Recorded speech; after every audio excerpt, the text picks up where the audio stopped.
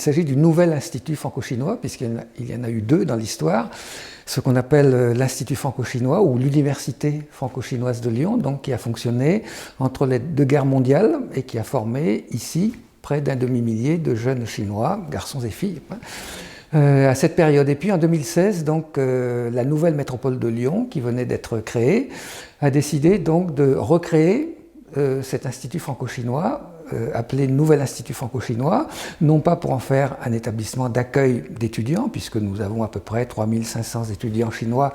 avant la pandémie chaque année à Lyon, mais pour en faire une association dont le but est de travailler au profit de la métropole de Lyon et de la région Auvergne-Rhône-Alpes pour développer les partenariats avec la Chine.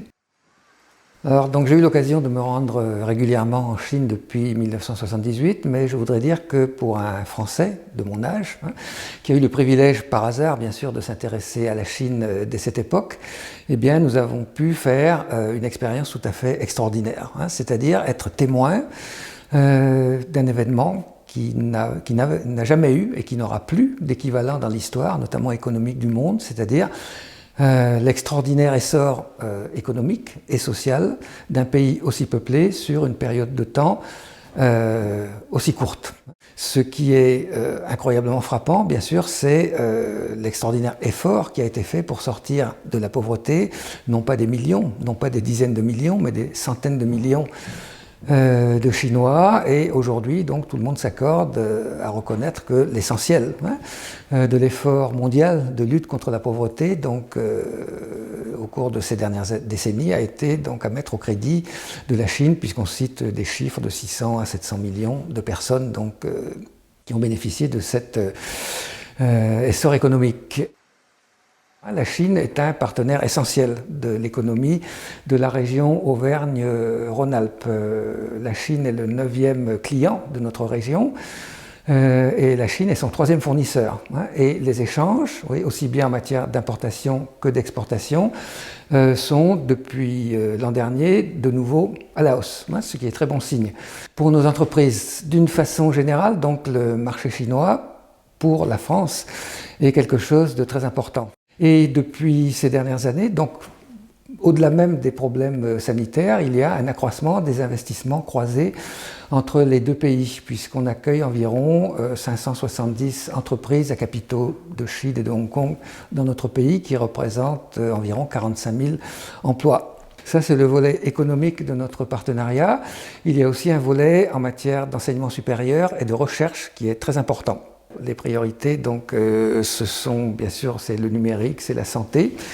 et les nouvelles technologies. Et ces partenariats, donc, dans le domaine de l'enseignement supérieur et de la recherche, se font essentiellement avec les principales universités de Shanghai, qui est notre collectivité territoriale partenaire. Dans le domaine de l'environnement, la municipalité de Shanghai et la région Auvergne-Rhône-Alpes ont un organisme donc chargé d'étudier et de valider la qualité de l'air. Oui, et ces deux organismes donc travaillent en étroite coopération. Une coopération qui s'étend également à d'autres domaines, l'enseignement secondaire et professionnel, puisque nous sommes dans une région donc, où de nombreux jeunes, au collège et au lycée, étudient la langue chinoise. Et puis, bien sûr, encore une fois, avant le Covid, donc une coopération de plus en plus importante en matière de tourisme, puisque donc, la région Auvergne-Rhône-Alpes a une stratégie